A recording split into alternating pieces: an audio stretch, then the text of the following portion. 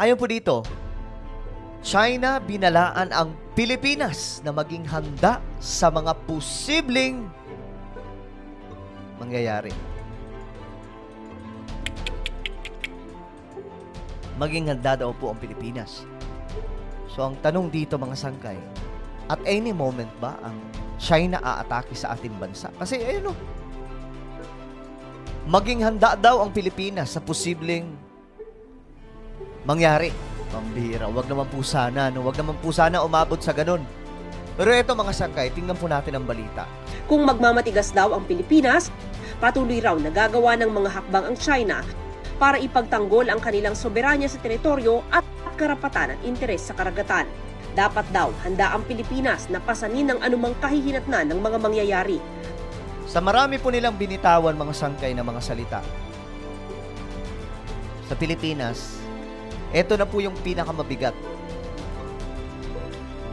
The Philippines should be prepared to bear all potential consequences.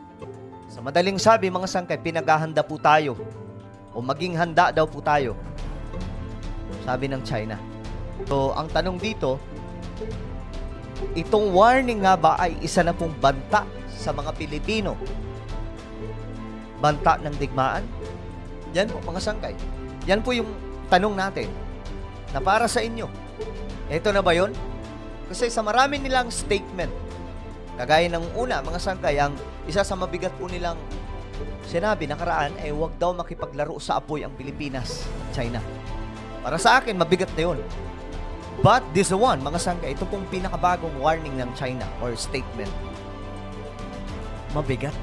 Mas mabigat ito mga sangkay dahil nga po pinaghahanda na po tayo sa posibleng mangyayari. So ano yun? Sorpresa bang atakihin ng China ang Pilipinas? At any moment?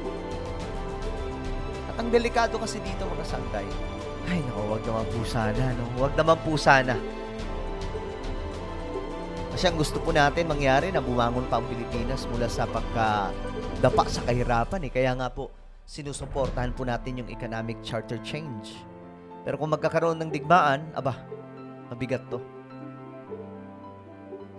Hindi ko alam kung hanggang saan po ang kakayanin ng Pilipinas. I know naman na maabilidad ng mga Pilipino. But this time kasi, nasa modern age po tayo. Na hindi na po mano-mano ang labanan. Ngayon, ang labanan mga sangkay, gamit na po yung mga teknolohiya nila. Mga pandigma, kagaya na lamang po ng nuclear war.